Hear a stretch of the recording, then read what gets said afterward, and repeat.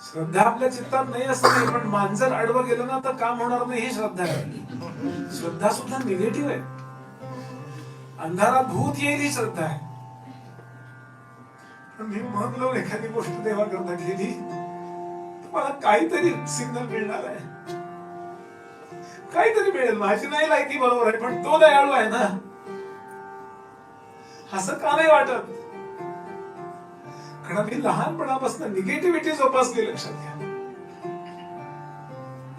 दासबोधचा नीट ऐकला तस, अहो दासबोध वाचत वाचत वाचत आनंद सागर इंदोरला असे तरुण होते, रडत होते की सद्गुरूंची लक्षणं वाचतोय, आता सध्याच्या काळात कुठला आला असं सद्गुरू.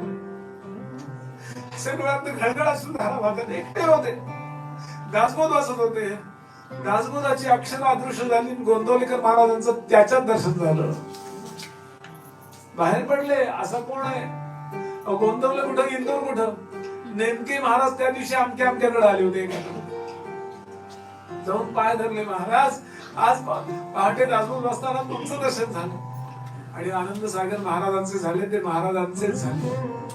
आयुष्यभर सेवा केली, पण महाराज गेल्यानंतर महाराजांच्या अस्थी आणि आनंद सागरांच्या अस्थी एकाच वेळेला गंगेमध्ये विसर्जन करण्यात आल्या.